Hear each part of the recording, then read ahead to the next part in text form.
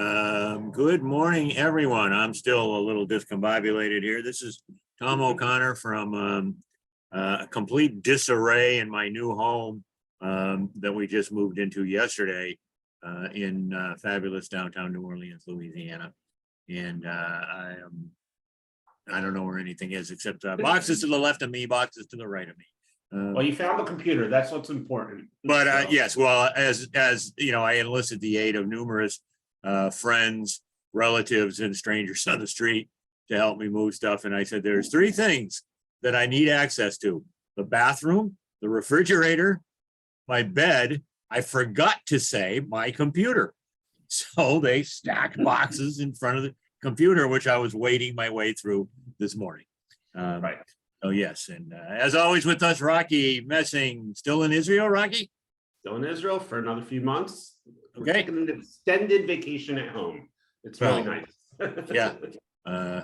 Usually I would say something like that. Now I need a vacation away from my home. Right. If I could wave a magic wand and I would come back and everything would be put away. And ready to The go. pictures would be hung. And, you know, it turned cold here overnight, and I don't mean to whine, but I will.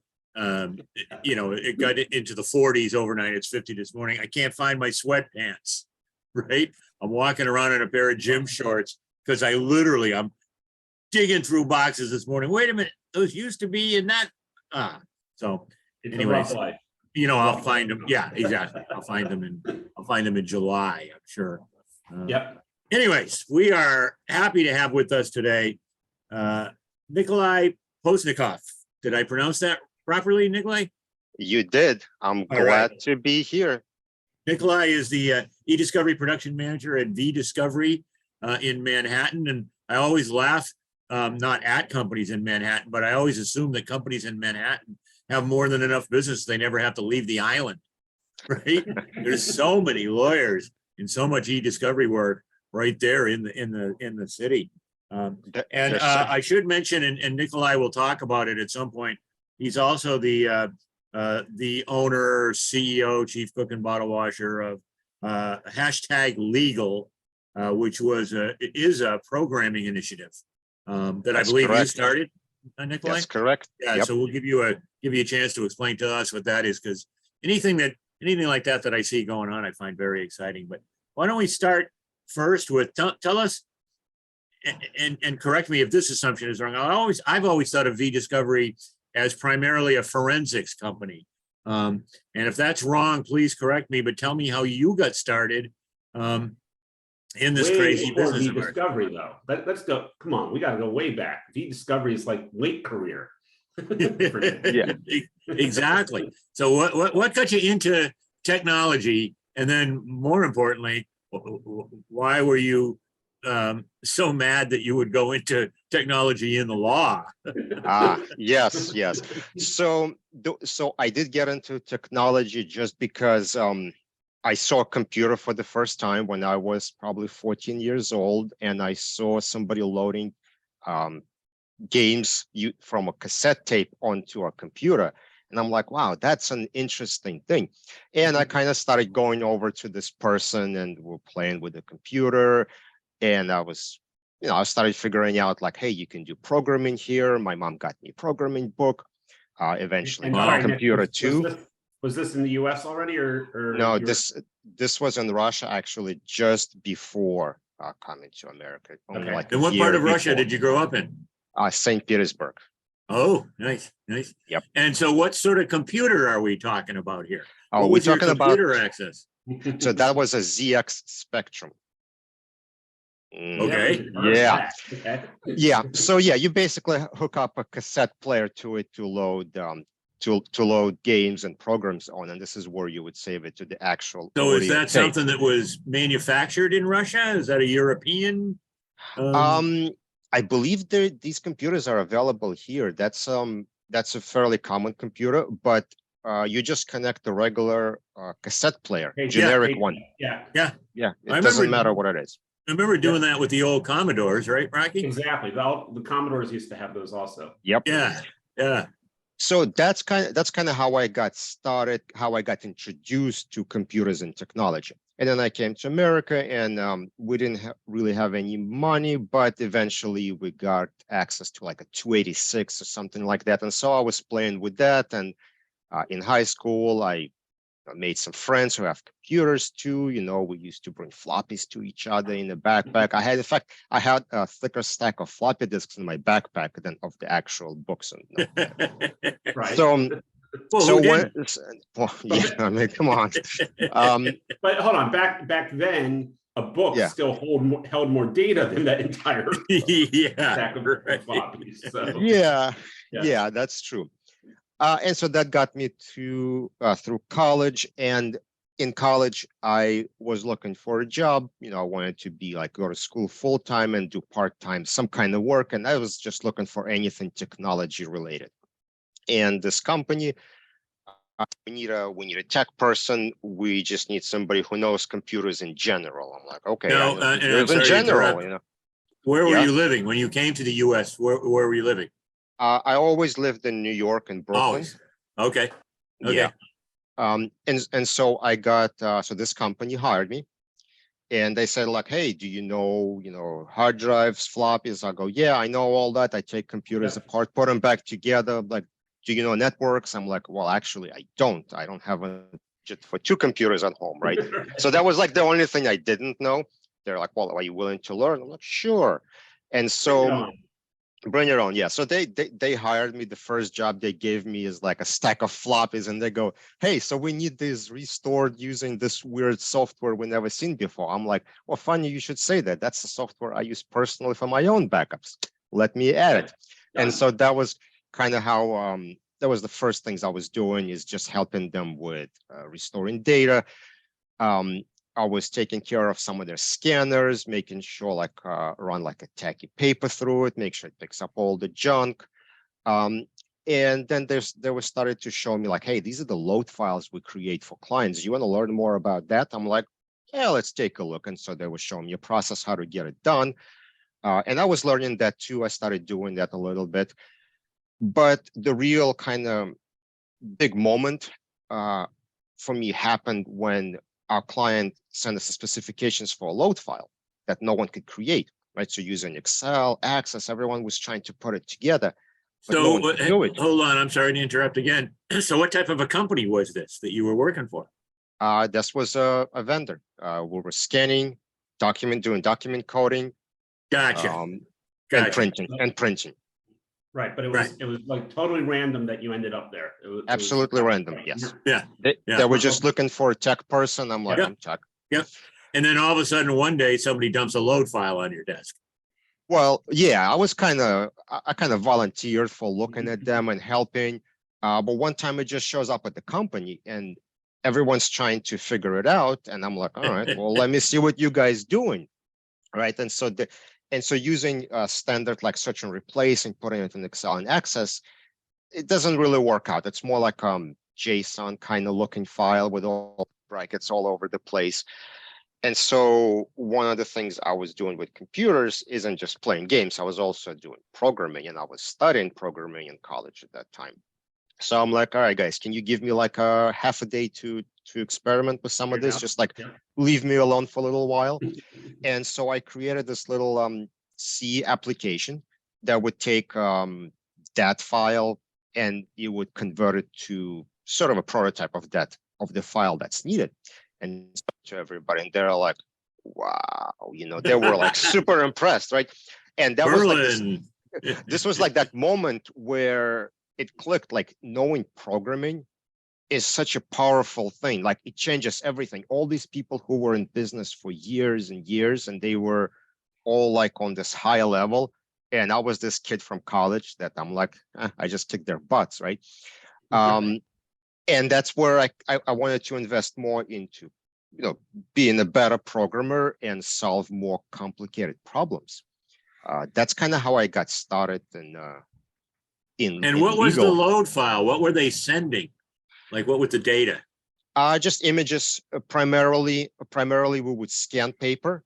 Then we had a few people who would the old classic. Code the documents. Then it all would come together, and I would be the person to bring it together, resolve all the errors, and then send it out, and then somebody would load it. Right. Yeah. So very cool. So at this point now you're in school, you're going for computer science, Mhm. computer programming and doing some work, whenever you had time and being the guru there, the master of data. So then did you actually finish school while you were Yeah, I actually had to switch. I had to I started working full-time and going to school part-time. Mhm. It took me a really long time, but I made it through. It was really tough, and not that it was difficult, but it was difficult not leaving it because all these people, like, they want you at work. The work environment was great. They give me money. Yeah, I mean, that's a good thing. and it's like you want to go to that school and put up with a professor who's, one professor is this, the other professor is that. So Right. so mentally it was very difficult to suck it up and actually get through it. And it's mostly because how good the work was. I was enjoying going to work. You're having fun. You Yes. were actually Yeah. having fun doing it. Yeah. Oh, okay, so now you're known as like the guy who can manipulate, who can move stuff around, who can solve all of the world's problems, right? Yeah. and did the fact that it was specifically legal, was that intimidating at all? Was that like, was that just, okay, it happens to be legal, or did that interest you at all? Like, no, I had no real concept whether it's legal or not. I just knew I was sending documents out. In fact, some of it was corporate clients, actually. So okay. it So didn't to you, it really was matter just to data. me. To me, it was Data's- just data. Data's data, right? Yeah. Okay, very, very cool. So kind of then it's interesting because a lot of the people who we have, as guests, they knew that they wanted to go into legal, whether it's on the technology side or not. A lot of them really early kind of know legal is kind of my place. That's where I want to be. But there's a lot of people, you're not the only one out there who kind of fell into it from the technology side, and it happens to be the industry that you entered into, and you've managed to make a whole career out of it, which is amazing, and which, part of the goal of us talking to guests and having guests come on here is to show different paths that people have taken and how you don't have to be legal minded in order to do well within the industry. So the company where you were, did they start moving into e-discovery, meaning moving away from the scanning while you were there, or did that come a little bit later? No, they have not. I actually changed jobs before really getting into e-discovery, like as in processing. So yeah, it was my next job when we actually got into it. And even then, it wasn't us handling it directly. We were using another company to outsource it at first. Okay. And so that's where I really got into more like a processing and things like that. Right. And as you were going, was the legal side of it intriguing at all, or like, were you trying to learn about it, or because a part of I've had this argument with people in regards to whether or not you really do need to have an understanding of the legal process to do well and to advance in a legal technology role. And some people take the side of, absolutely, if you don't truly get in and understand the law and the process and everything there's no way that you can do it. And other people say, well, no, that's not true. If you take the technology side and just you're really good at listening and understanding what the problems that someone's trying to address, then you can succeed very well. So just wondering what side kind of were you taking there? Yeah, I would say number two. I definitely say if the instructions come to you written out, right? You have production specifications, you have processing. You just have to follow those instructions. And I didn't know pretty much any legal terms. I didn't know what productions were until after I was creating productions. I didn't know why I was doing them. And I definitely wanted to learn. And as more and more I was talking to clients, to people internally, I was starting to understand why I'm doing it. It didn't really prevent me from doing my job. And again, my job was being a tech in a dark room, making load files or processing data. You make it sound so exciting, Nikolai. Yeah, but I think the better, what helped me understand, what helped me with legal is understanding like how mistakes or problems affect the process, right? So let's say if there is a mistake in processing, well, it's easier to kind of recover. It's like, oh, okay, all right, we missed some data, let's add it, put it into review, right? But if you do that in the production, well, the whole new workflow already kicked off and everyone's doing their thing. And now you can't really say like, oh, well, we need to redo something. It causes different problems. So understanding that workflow and how your mistakes affect it, that really helped me understand, well, I mean, you shouldn't try to not make any mistakes to begin with, which we're all do, but how your screw ups affect the process and what you may have to do to recover. You know, sometimes maybe you have to be renumbering with suffixes, which is absolute pain in the butt.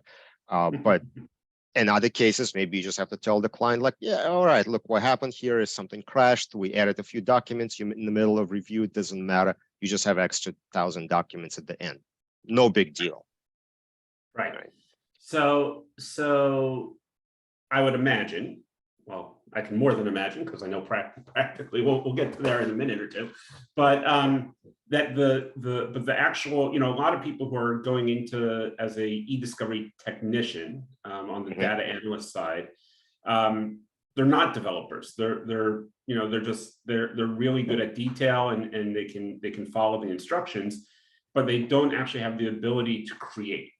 And that's something that I would imagine kind of set you apart from some of your peers where you were.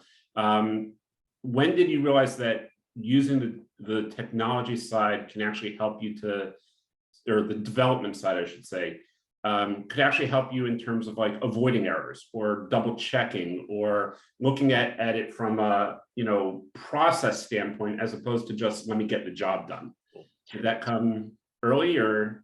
No, that's actually was much later. I haven't started using technology for quality control for a while. I would still rely on manually open upload files, looking at them, get an account of Y's in the OPT file, right? Number of lines, right-click properties on the folder with images. I would still do that for pretty long time. It's the process of getting there is what I usually automated. We're trying to automate. Okay. Yeah. Very cool. Very cool. Okay. And the whole time now you're still living in New York, right? You're living in Brooklyn, and then. So you've seen some changes there, eh? Well, yeah. Brooklyn is really, it's a whole different world there now. Right. Yeah. From 20 years ago, for sure. I mean, yeah. It's a fun place, Brooklyn. I always enjoyed heading over there. It's big and it's actually diverse. You know, there are different parts. Oh yeah, it's like its own city, right? Yeah. I mean, yeah.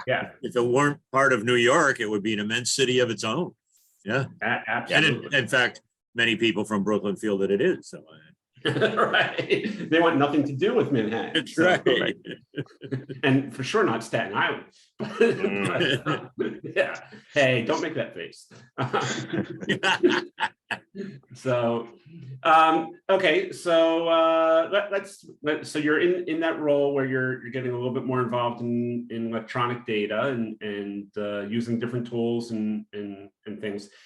What did you see as like kind of did you see a big switch, or again, was it just because you were dealing with the end data, so it was electronic either way, it didn't really make a difference to you?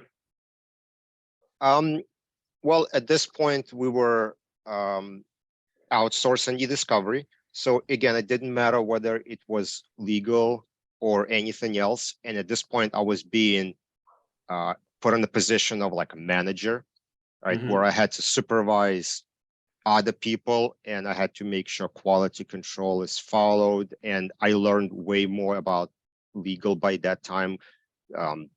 Again, different terminologies and why we do certain things, which I think is more important. But like I said, as far as whether it's legal or not, it didn't really matter. It didn't really matter for me. Right. So Yeah. did you, did the company you're with at that point, did they begin to bring things in-house, or did you switch companies again to somebody who was doing it internally? So we were partnering with a company that would do processing for us, and they would Right. send us the data, like a wholesale processing, I guess you would say. So every job you get back is pretty much comes back almost the same. You specify like some starting numbers and time zones, but everything comes back, and then we would sort of take it and customize it. Okay, somebody wants a summation load file. Okay, we turn it into that. Somebody wants, whatever the Lotus Notes one, I keep forgetting, we turn into that, or the ringtail, someone says, okay, Ringtail, we yeah. learn, oh yeah, that was the So worst. you did that. Right, so I did that, right? So that was kind of like my second step, right? So we would outsource the processing, but I would still handle the technical side as far as customizing data for clients. Gotcha. Okay. And that's also where I started on my probably first programming project that I would say my first real application. What happened was we were looking for, again, so go into quality control. We wanted to have better quality, better consistency. And we interviewed the person who was going to create something like that for us. And they came up with absolutely ridiculous quote that everyone's just like, it's not even like close. And so I said, well, if we have some time, maybe I could explore, in that direction, let's do a little bit of a budget. Maybe I can do a few classes, like in-person classes. You go to New Horizons, I think it was called. Actually, it was really great experience.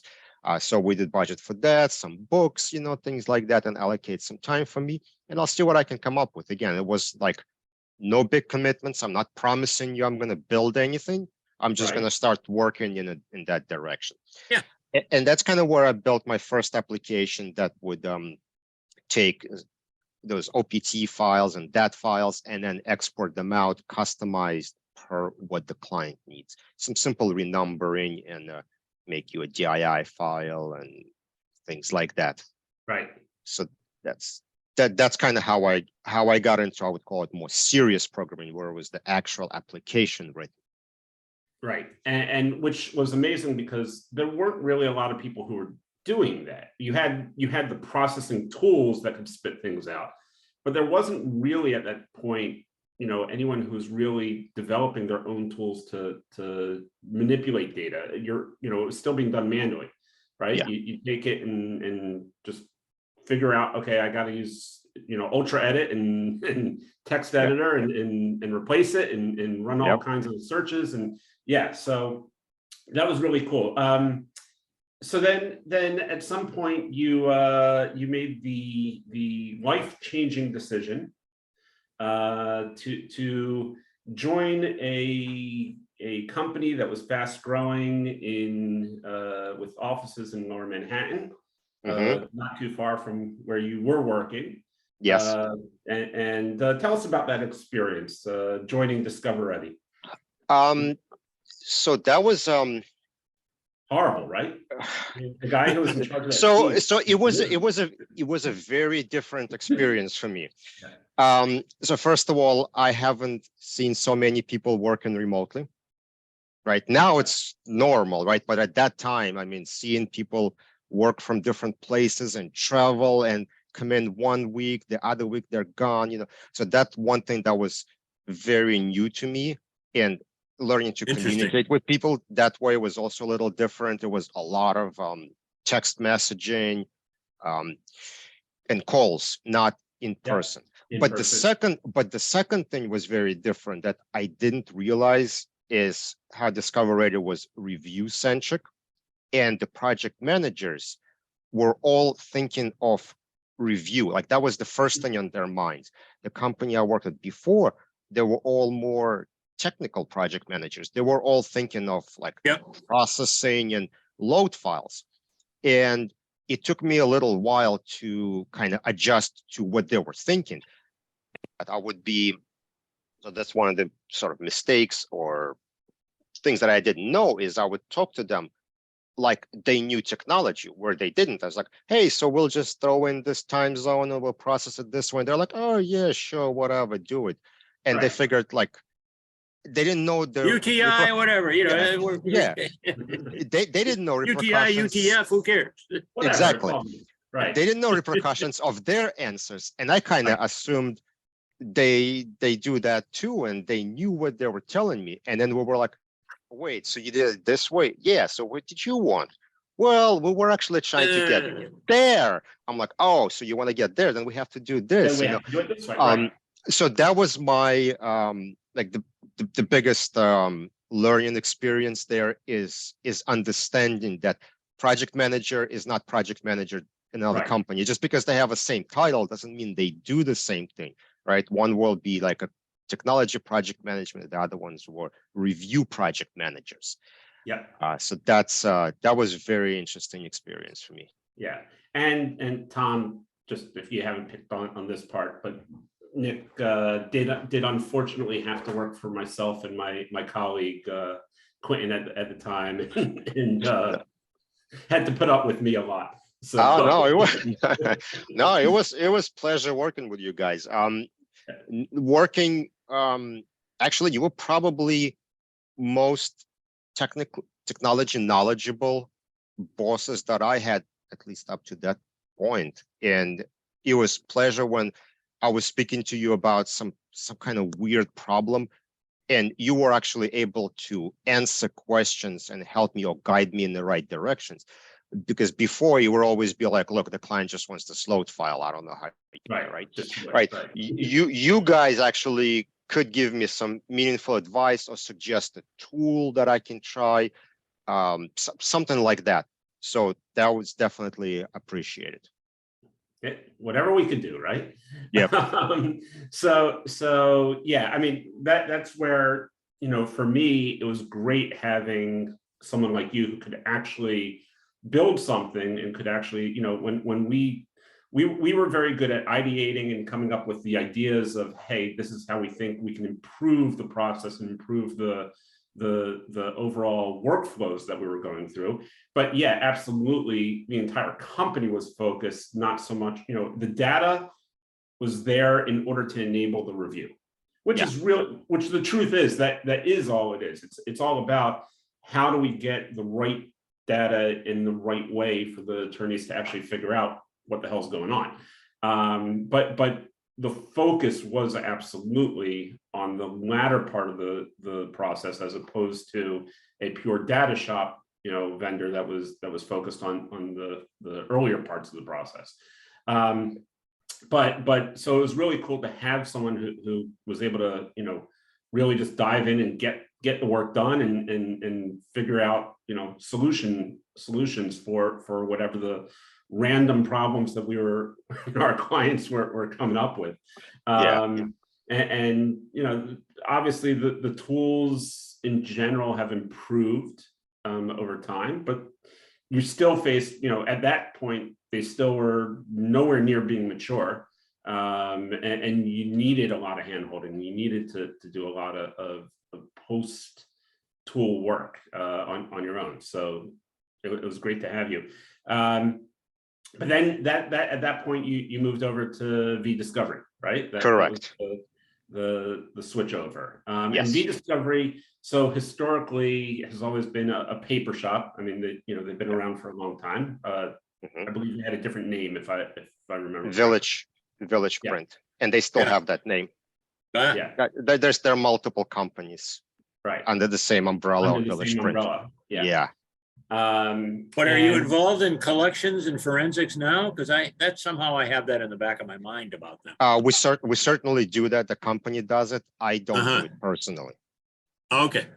Right. Gotcha. But V-Discovery was probably a first company where they said, all right, Nikolai, we have this department and we need you to kind of own everything they do. We need you to build out all the processes. We need to just handle everything, figure out all the processing, quality control, manage people, like the whole thing. I know with Discover Ready, I was a little bit limited as to what my responsibilities were.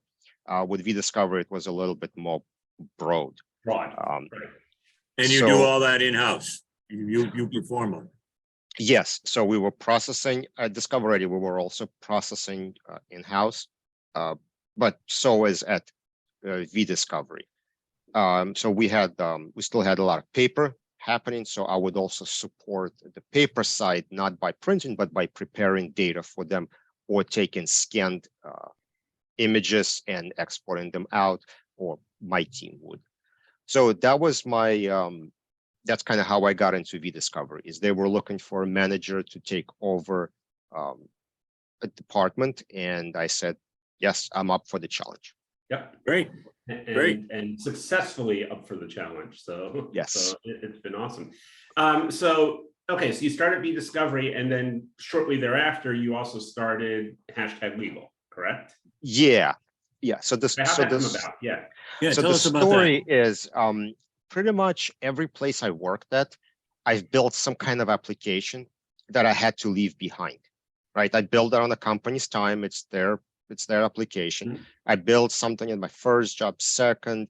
I think at Discover Ready, we never packaged it up as an application, but we had a fairly extensive workflow that was built. And I always felt like I was recreating similar tools, maybe in a different way. And usually, yeah, I mean, as the times changed, the need for we needed slightly different tools, had to be modified. But the idea is I would always start over on something and I would leave it behind.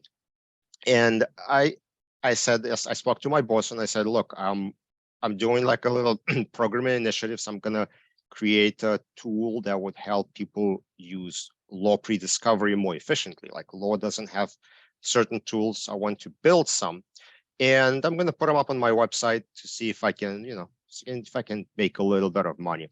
And he's like, all right, that's fine.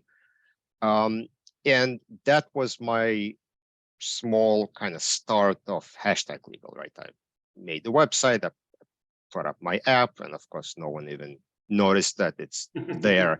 But what that set is the separation between my work projects and my personal projects. All right, I had to be again very careful that I, as a day-to-day job, I don't do programming. Right, programming isn't my job. Yep.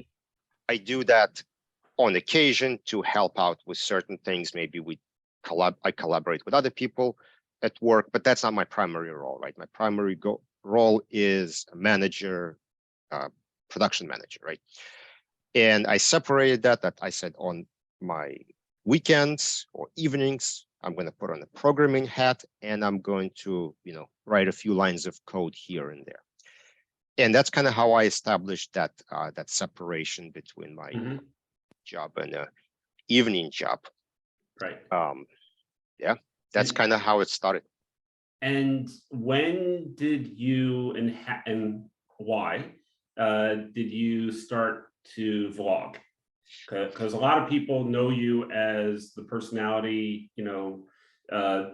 sometimes that shows, but you've really established the idea of just a personal, hey, I'm gonna talk about whatever topic happens to come to mind this week or came up at work or in life or whatever it is, and you start putting those out there, and I think successfully, because everyone knows about it. So yeah. So the way that came about is, even long before that, I used to bring a camera with me on like trips and stuff, and I would capture some of the moments. And then once I had family, I would film kids. We would go places. I create these vlogs of our vacations. Basically, I wanted to capture that. So I already had experience doing it. And I figured, well, maybe I can extend that into legal. maybe I can give that a try. And so I came up with a few ideas. I started doing tech tips first, right? Because that's kind of what I know, how do you make a dir list? How do you do that? And that was the first video series I started.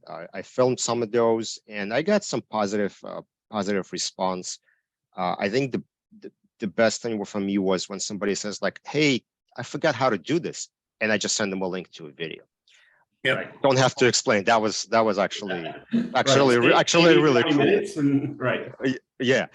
Even then my coworkers or somebody's like, hey, how do you do that dir list, or how do you copy preserving folder structure, selective files? I can't remember. It's like, oh yeah, here's the link. Done. I don't have to explain again. Right. So that's what I started with.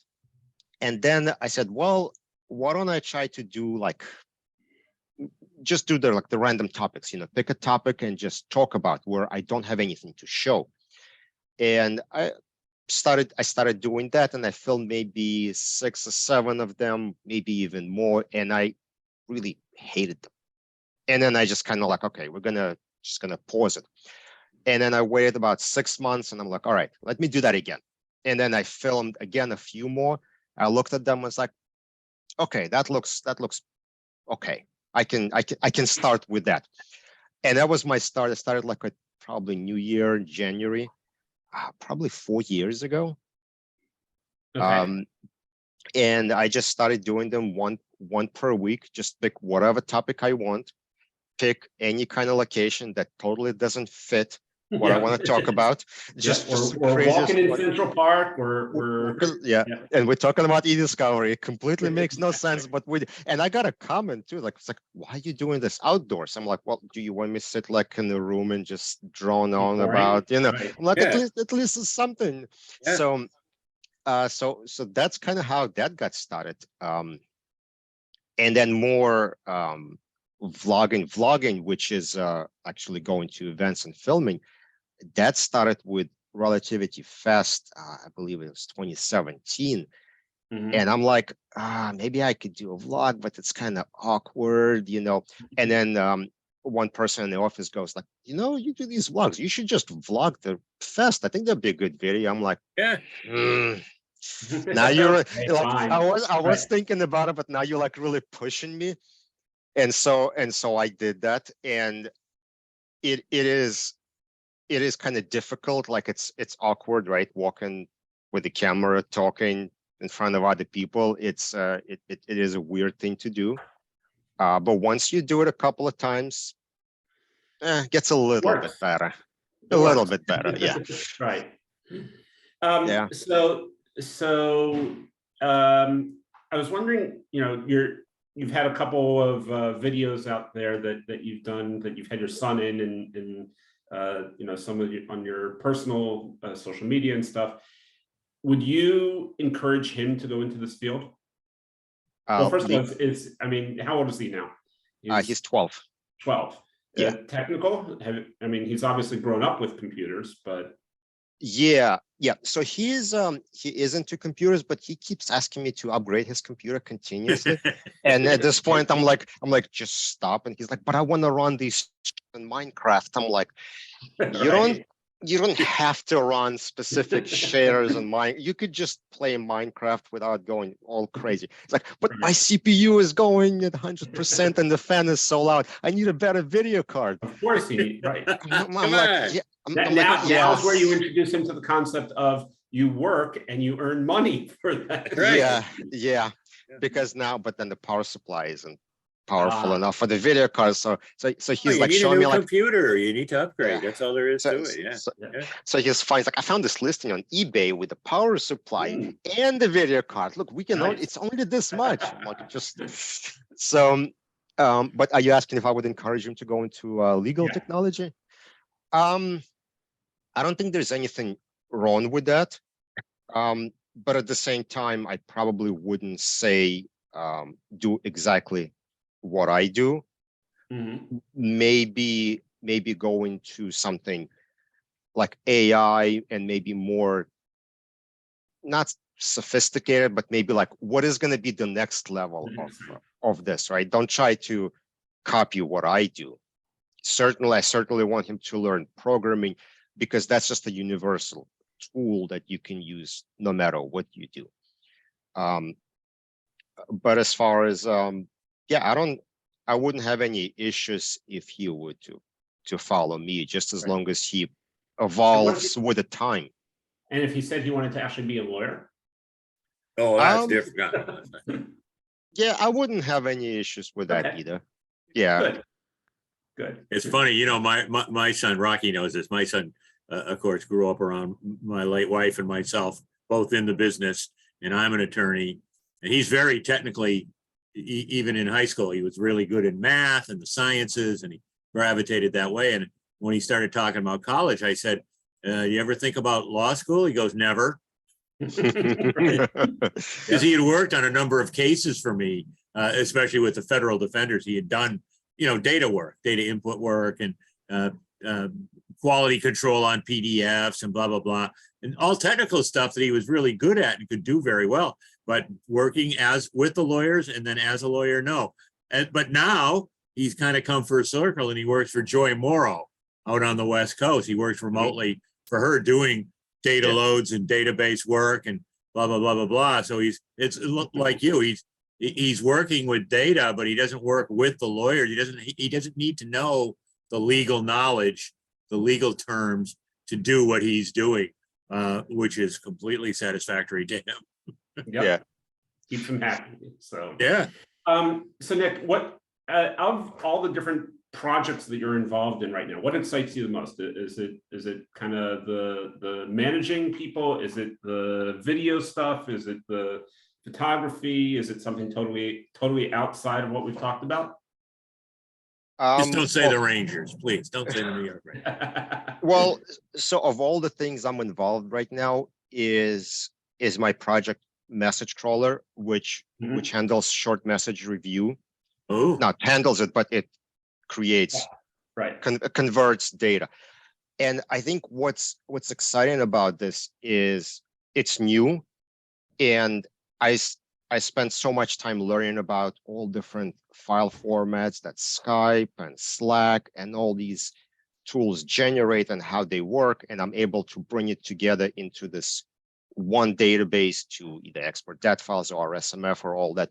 But what I like, there are people that need the knowledge that I acquired, and they reaching out to me to either use the tool or ask questions or watch the videos that I've pre-recorded so that I could share that knowledge. How do you take this data from Skype, put it into something that's usable, and then put it into a review that that attorneys could look at and basically treat like a normal document? Something that I've been kind of obsessed for the last few years. And as weird as it seems, I kind of enjoy it right now. And it's mostly because it's new, and I'm a little bit ahead. I figured out all this stuff. You know, how do you do searching of text messages? Well, people say like, all right, well, you just search and whatever hits, you know, it's done, right? Well, like, no, it doesn't work like that, because you need messages before and after. Otherwise, you don't have context, right? And people go like, oh yeah, you know. Good point. Yeah. Right. So things like that I've spent a lot of time with. I figured that out, and I'm kind of sharing it with others, and I'm creating these processes, I guess. And then there are lots of other things like that people just don't think about, that are completely different when it comes to short message communications. Right. And that's available on #legal. Right? Yeah, that's an application that I sell, that people can purchase, and they can convert their data to make whatever Slack data usable now. Yeah. Nice. And people should grab it now, because I can tell you, Nick does not charge enough for it. I probably don't. I probably don't. The next version that's coming out, that's going to have a database, and it's going to have all kinds of fancy features. Yeah, may have to go up in price. Yeah, there you go. Okay, so we're coming to the end of our time. So I wanted to ask you a couple of random questions, unless Tom, you had anything else to. No, this has been great. This has been Awesome. wonderful. So we're going to start off with something very controversial. Okay. Star Wars or Star Trek, or neither? Star Wars. Star Wars. Though I respect both. I have no issues with, but I'll go with Star Wars. Okay, cool.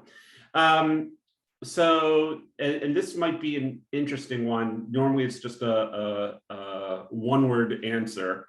But being that you came to the country, basically at high school age, high school, horrible or awesome? No, it's pretty bad. Horrible. Pretty bad. Yeah. Yeah. No English, no, yeah. Yeah, I could imagine that it was it could have been a little rough there. Yeah. As an immigrant and trying to figure out what America was about to begin with, but also the English, and yeah, that could have been a little rough. So okay, so now you're in the U.S., but if you could go anywhere else in the world, or somewhere in the U.S., but if you can live anywhere besides New York, where would you want it to be? I would like to try living somewhere with a drier climate. Okay. Humidity is just kicking my butt. And I don't have a specific place. Yeah. Oh man, you should. The summers are just so I don't have a specific location, but I would like to try. I would like to see if I like it somewhere Southwest, somewhere towards Arizona, west. Phoenix, Yeah. and even Southern California. Come here to Israel and go to the Dead Sea, and it's pretty dry around there. Yeah. We did took a vacation to Las Vegas during summer, and it was hot, and yes, but I also felt like I tolerated dry heat much better than humidity. Okay. The old joke when people say, "Oh, it's so hot in Vegas, but it's dry heat." My response is, "Yeah, so's my oven, but I don't take a vacation there." Right. Yeah. No, it was very hot. I know what you mean. But yes, the lack of humidity. Different type of heat. Yeah. Yeah. Okay, last one for me. One sentence. You're only allowed one sentence. Oh boy. Okay. What advice would you give to your younger self as you were starting your career? Do more. Nice. More. Whatever you do, more. Yeah. Just go out and push the limits. Yeah. Cool. Awesome. Take it further. Okay. Do better job at it. Just whatever you did, just more better. More of it. That's solid. Tom, it's all yours. Beatles or Stones? Stones.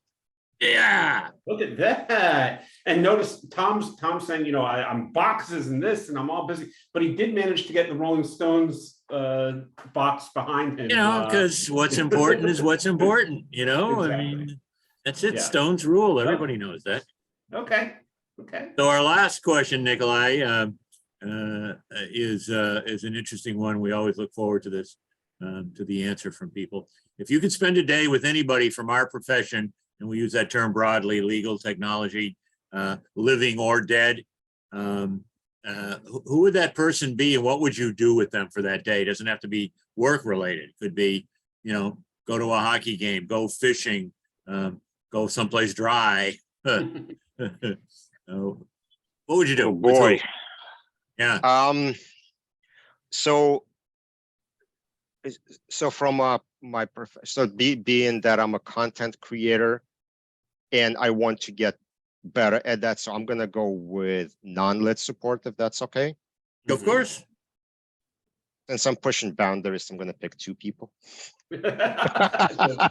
I can't decide. So there are two people that I really enjoy watching online and seeing their content and seeing what they do, and I would like to learn more about what they do, how they do it, and like you said, spend the day with them, just kind of get into their mindset.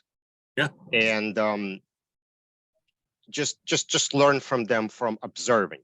And it would be two people. It's either Gary V or Casey Neistat. Okay. Interesting. Okay. Well, good answer.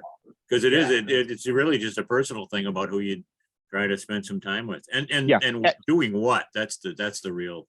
Just like you said, day to day, just seeing what they do during their day, observing them, and picking up on their habits. And this is kind of right now is what I feel like, mostly because I'm about creating content. I'm about Right. doing marketing initiatives and things like this is what I feel like I would want to do at the moment. 2 weeks from now, it could be completely different, Yeah. but this is That's what I feel life, like right now. Right? And that's life. exactly. And Exactly. the reason why I also said just watch them, just be with them day to day is I had this experience when I used to be in photography. I spent the day with 2 professional photographers. Ooh. I spent two days with them, Nice. and I was never the same afterwards. Yeah. Just how they do things, just watching them, how they compose, how they think, how they do absolutely everything. Spending Change. time with a professional like that. When I was younger, of course, like many American fathers, I coached my son in Little League baseball. And by the time you get to be 13 or 14, we were playing in weekend tournaments. And one of the kids on the team, I knew his father was in baseball, but I didn't really know what he did because his father hadn't come to the games. It was usually his mother and his siblings. It turns out his father was a retired professional baseball player who was doing the Spanish language broadcast for the Seattle Mariners. So he was still always on the road. Julio Cruz was his name. He was a very, very good baseball player, played about 20 years in the bigs and was for years had the rookie record for most steals. And he agreed to come and help us as a coach for a weekend tournament that we were in. I learned more being in a dugout with that guy about baseball, just being in the dugout with him for a weekend. I learned more in like 12 hours with Julio, just being around him, not even asking, just watching him, how he acted, what he did, his habits, the way he did his job, the way he interacted. I learned more about baseball in that weekend than I had in my entire life. Exactly right. Phenomenal experience. You're right. Spend we time with a professional. Yep. Yes. We learn by watching, and it's how we learn as a kid, right? We're always looking, we're observing. I want to do that. It's funny you say that. So I'm cleaning my desk the other day, and my son is watching me. I'm like wiping things down, and he's looking. I'm like, hey, so do you want to clean your desk, perhaps? And he looks at me. He's like, no, I'm not a clean freak like you are, Dad. I'm not there. No. I'm not a clean freak. I'm okay, I got the whole Windex going with towels. That's great. I was like, hey, do you want to? No, I'm good. I'm good. Thanks, good. Dad. Yeah. New video. Thanks for setting the example. New video card though. But Yeah, So there you go. Right, that'll come to you. Right. Yeah. Well, Nikolai, thanks so much for the time. We really appreciate thank taking the you. time to speak with us. Great hearing you share your experiences, and look forward to running into you. I'll look for the camera at the next Relativity Fest. Absolutely. It's Or been a pleasure. hopefully Legal Tech New York, if I make it up next year. Yeah. So, but again, thanks so much. Yep. Rocky, as always, great pleasure. And I